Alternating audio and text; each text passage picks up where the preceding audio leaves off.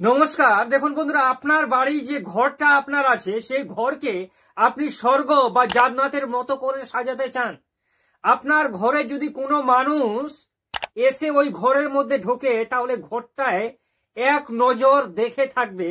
কারণ আপনার বাড়িতে আপনি যদি এপক্সি ফ্লোরিং করেন, 3D, তাও আবার সেই 3D এপক্সি ফ্লোরিং করেন, তাহলে আপনার বাড়িতে গোটা গ্রাম তো দূরের কথা, আপনার দূর দূরান্ত থেকে লোক দেখতে আসবে যে আপনি আপনার ফ্লোরে করেছেনটা কি।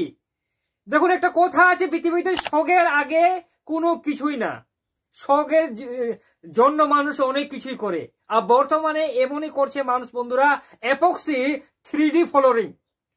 তো আজকের এই ভিডিওতে আমরা এই কনসেপ্টে বুঝবো যে 3D এপক্সি ফ্লোরিং করতে আমাদের কত খরচা হবে।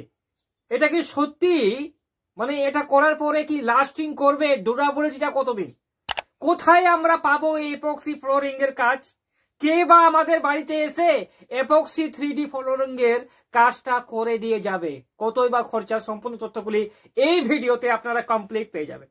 তো দেখুন, এপক্সি ফ্লোরিং যেটা আছে বর্তমানে এটা কিন্তু 3D একটা প্রচলন হয়ে গেছে। আগে কিন্তু মানুষ নর্মাল এপক্সি করত, ঠিক আছে, শুধু প্লেন যেভাবে এপক্সি গুলি থাকে, কিন্তু এখন মানুষের ঝোঁক হয়ে গেছে 3D এপক্সি ফ্লোরিং এর।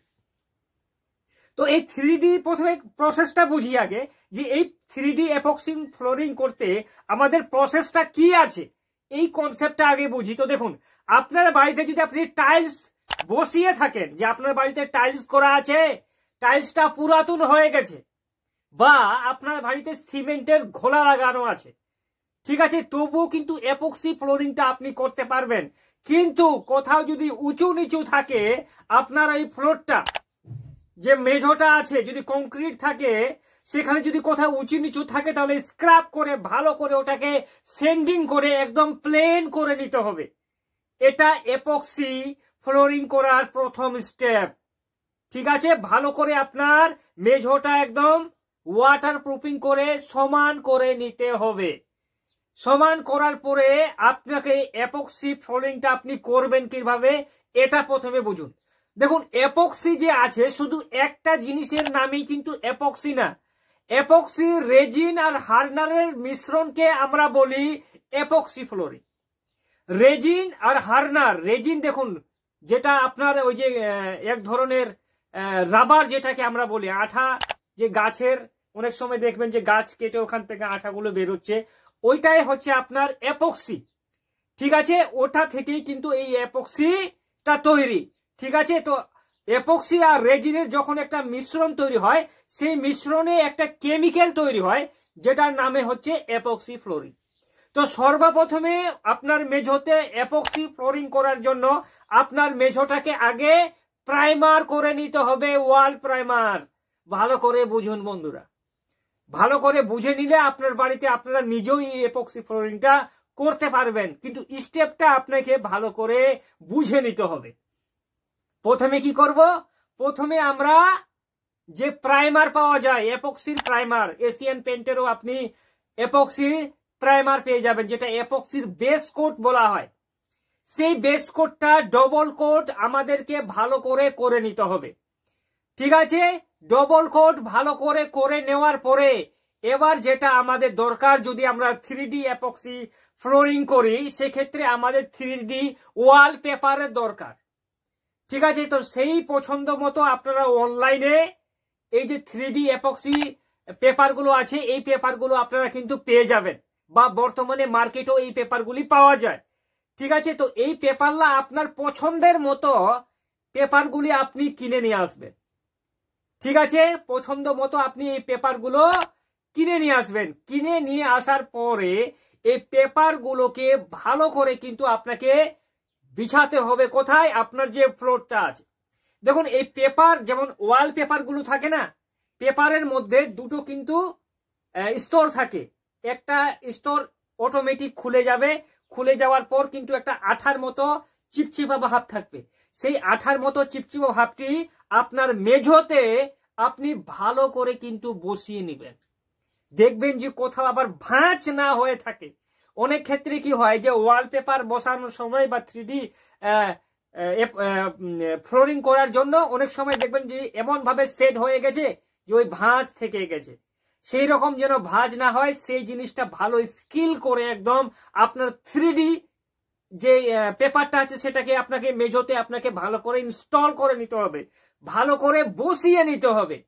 এবার বসার পরে মেন কনসেপ্টটা এখানে আপনাকে করতে হবে কি, আপনাকে করতে হবে ওই যে আমি বললাম প্রথমেই যে আপনাকে রেজিন আর হার্নারের মিশ্রণ করতে হবে। রেজিন যদি আপনার 2 কিলো থাকে তাহলে হার্নার আপনাকে 2 কিলো নিতে হবে। ঠিক আছে, দুটোকে ভালো করে মিশ্রণ করার পরে ওটাকে ভালো করে দুটো কোট করে নিতে হবে।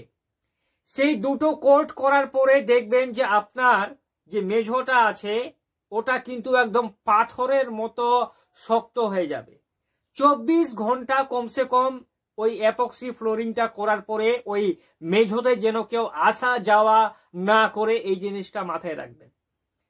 এবার প্রশ্নটা থেকে যায় যে এটা করতে গেলে দাদা খরচাটা ঠিক কিরকম, কেই বা আমাদের বাড়িতে এসে এটা করবে। দেখুন কলকাতায় বর্তমানে কিন্তু অ্যাপক্সির যে সমস্ত কন্ট্রাক্টরগুলো আছে ওরা কিন্তু সার্ভিস দিয়ে থাকে। ওদেরকে ফোন করলে আপনার বাড়িতে ওরা আসবে, আসার পরে ওরা কিন্তু আপনাকে বলে দিবে যে আপনি কিভাবে অ্যাপক্সি ফ্লোরিংটা করবেন আর কত টাকা আপনার ঠিক খরচা হবে, কতটা মাল লাগবে, কতটা মেটেরিয়াল লাগবে, কি লাগবে, সম্পূর্ণ তথ্যগুলি ওরা কিন্তু আপনাকে বলে দিবে।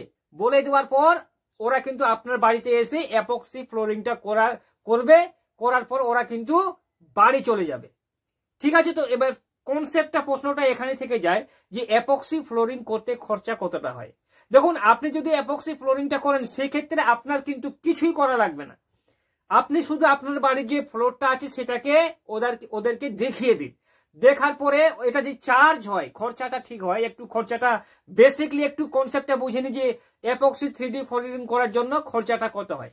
তো দেখুন অ্যাপক্সি ফ্লোরিং করার জন্য ওটা আপনার অ্যাপক্সির যে মেটেরিয়াল গুলো আছে সেটা কি কোম্পানির, ঠিক আছে, রূপ কোম্পানির।